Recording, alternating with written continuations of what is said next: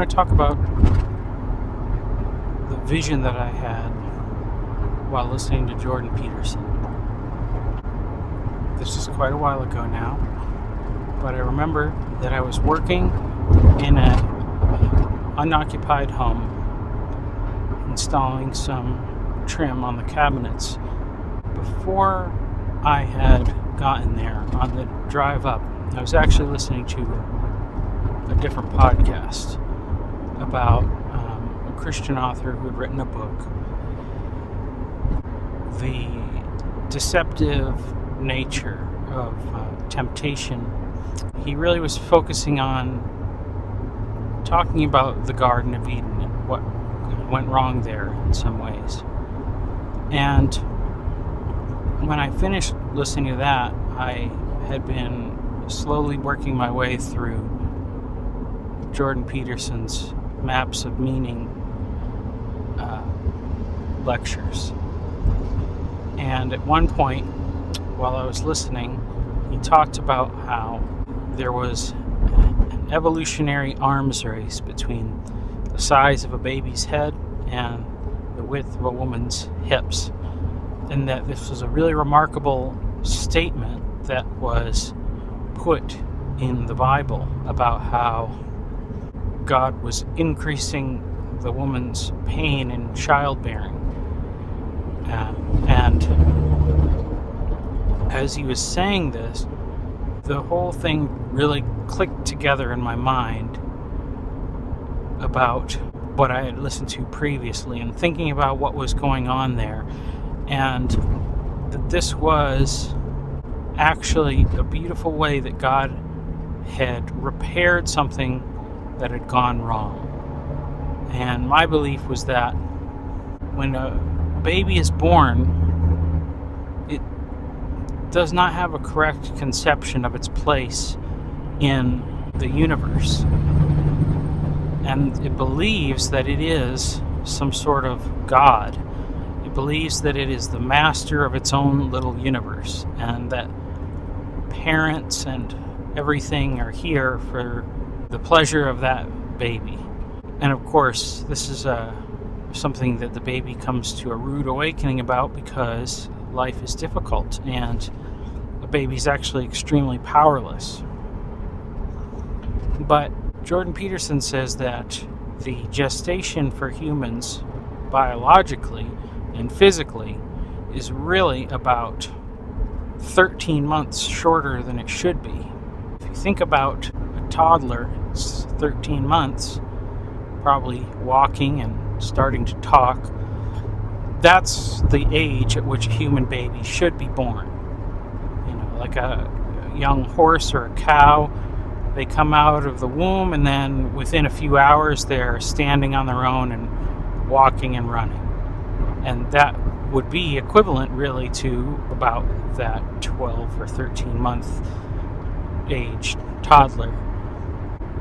As he was talking about this, it just made me think of how God worked in such a miraculous way to bring about this change. And he documented it in this way. Because the baby has this false notion of its own importance. And this is what is the result of Adam and Eve eating from the fruit of the tree. And that's passed down to all of us. And we all need to learn our own unimportance. And this is why all children move from selfishness towards maturity over time, if they're raised well. But those first months are very crucial. As Dr. Peterson also said, that a child that doesn't learn how to play properly within the ages of 2 and 4 can be damaged permanently in their social interactions. And if a child who believes that it's actually some kind of a god was developing and growing inside the womb for an additional 12 or 13 months, it would be hard to disabuse that child of such a notion when it's in a comfortable environment in which it has no struggles, and all of its needs are being met, and it is being fed and cared for. It has no interaction with beings more powerful or greater than itself. But of course, when a baby's born, it's in for a rude awakening, as life is difficult, and the baby has very little power to do anything on its own. It can't feed itself, it can't move on its own, it can't clean itself when it makes a mess. Without even the basic propositional understanding of this, all of us have learned before we were conscious or we had a conscious memory of it, that we are not the masters of the universe. The realization that he saw this in that passage, and no one else had ever mentioned anything like that, and it was always seen only as a way that the woman was being punished for her sin. But it's not a punishment at all, because it's a blessing. Because without that, we would have no hope. We would all be born halfway to becoming psychopaths, if not all the way. And God, in his wisdom, provided a means by which these little sinful babies could learn their proper place. And as I had this realization of what the implications of this connection were, I actually had to go into a small room in this house. It was empty, but just because I didn't want anybody to come in, and I just began to get on my knees, and I was sobbing, and I was praying, thanking God for the wisdom that he had given to Jordan, and that he would not withhold the intimate, personal knowledge of his presence from this man for much longer. And of course, God, in all of his wisdom, knows exactly when and how it is most important to draw people to himself. But it is still my prayer that at some point Jordan will understand the personal knowledge of who Christ is and what his true relationship is with his Creator. So that was the first vision that I had. The second time was actually when I was listening to Paul Vanderklay, and he was just playing a short clip of Jordan interviewing Dave Rubin about his plan for surrogate parenting and all of these ways that he was moving out of the natural order of God's plan. And as I was listening to this, I had a vision of God as the Father in some sense. And that what he does not express clearly is that he created everything at such a high cost to himself. And this was the way in which he created the world and the way in which he created people.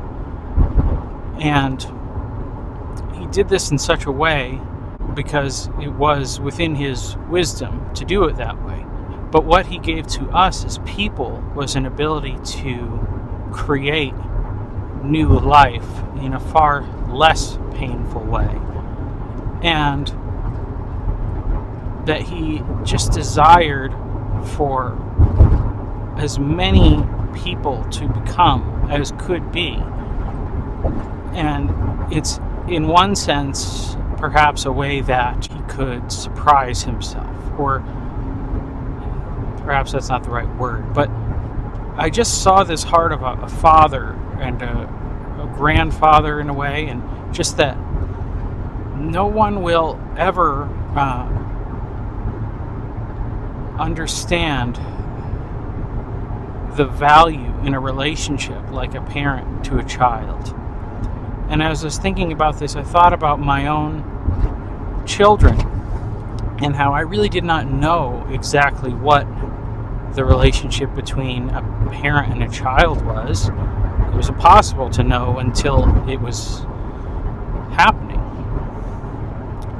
But as I was thinking about that and I saw this vision of the heart of God, I just realized how shallow all of the lies that are spoken about why a child is not a thing of value, and how people are told that a career is a more central value to their life, or that friendships are adequate in relation to value in a person's life, or that the principal reason to commit to a relationship with somebody was for your own pleasure, and that the purpose of sex is for pleasure, and putting of your own needs above the needs of a child, and not even to think of the child as having needs, because that child does not exist. But the counterintuitive part of this is that you will never ever know what you are missing until you get a taste of what that is.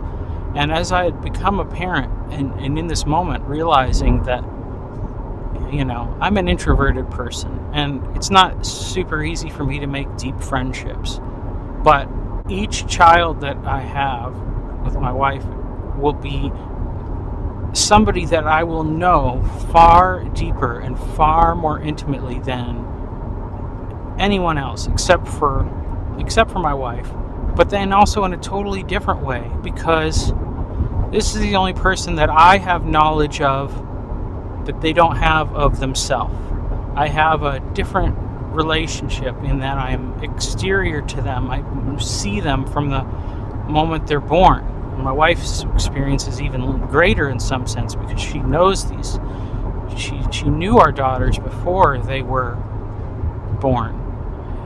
And then when our daughters were born, it wasn't just an introduction to a person they'd never met before, but it was the experience of finally seeing someone face to face that you had shared a bond of affection with. And it's a different sort of consummation, whereas in a marriage or something there's a longing during a period of betrothal, and then the moment comes when you stand face to face with your other half.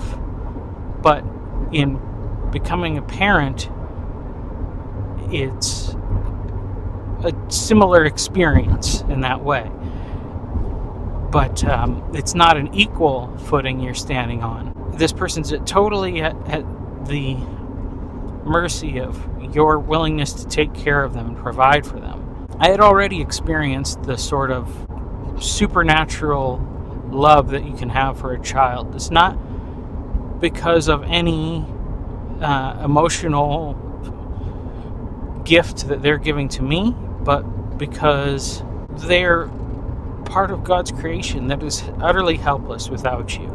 And so the idea of changing a dirty diaper or anything like that, there's no hesitancy at all, because that child is suffering and they can't do anything about it. So who cares what it costs you?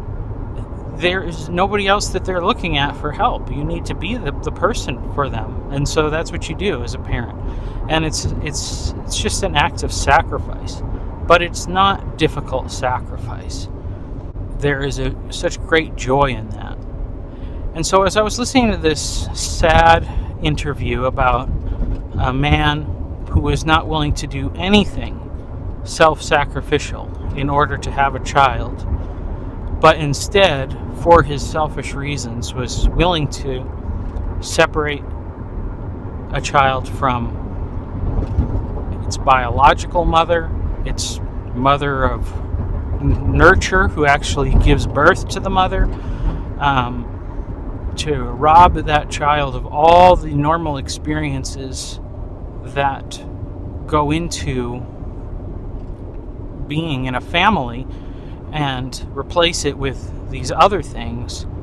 I just became heartbroken, and I realized that any reasons why not to have a child pale in comparison to the possibility of what could be.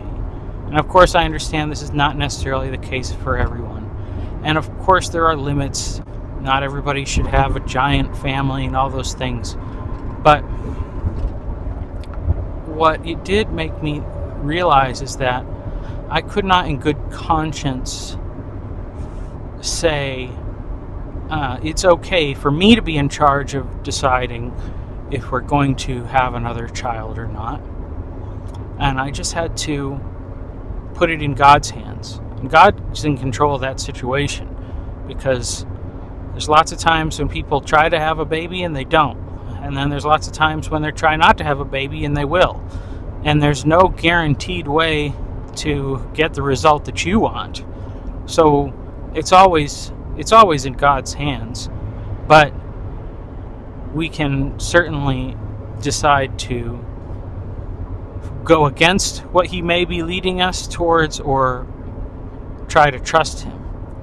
And so later that day, I ended up having a conversation with my wife, and we discussed what our thoughts were about having children for the future and when it would be a good time to think about that again. And I just said that I couldn't in good conscience make that choice. I couldn't choose to purposefully try to avoid that. And I kind of relate to her some of what I was thinking about when I had this sort of vision. And then it was not, but I think the next day when my wife realized that she was actually already pregnant. God had already set things in motion and then prepared our hearts in a way.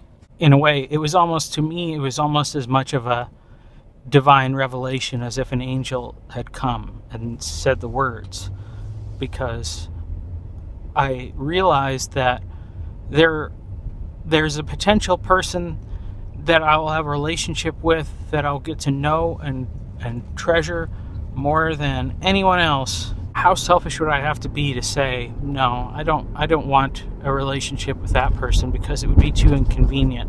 It would cost too much money. It would take too much of my time. It would make my life too difficult. It would cause stress. And all of those arguments just paled in comparison to what is coming in return. And there is a lot of stressful questions about that. But providentially, at the same moment, we realized that within the last few weeks or months, my wife and I had both received promotions at work. And we'll have increasing bills, but we have an increasing means to take care of those bills as well. And I just think that this is, perhaps one of the greatest things that we need to fight for, is just to get people to consider. And it's difficult because until you're a parent, you can't know. But parents need to speak about the joy of being a parent. This needs to be something that is heard and understood. I think we know it on an intuitive level, but there's so many voices telling us otherwise that it's easy to forget and crowd it out. And so I just want to begin to look at that as a certain lens to look through the world. And anything that's being proposed about what your values are and what's important in life, does it take away from the potential for you to have an incredible relationship with a person that's deeper and more intimate than you'll ever have with a friend or someone you mentor or someone you work with or someone who's passionate about the same things? It's difficult being a parent. It's not by any means easy, but it is worth it. It's incredibly worth it. And I can't think of anything that's more worthwhile.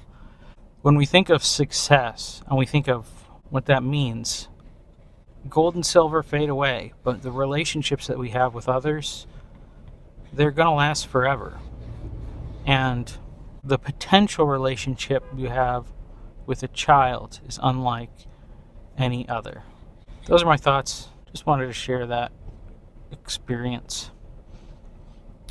And hopefully it's encouraging to someone and makes you think about some thought-provoking stuff. Thank you.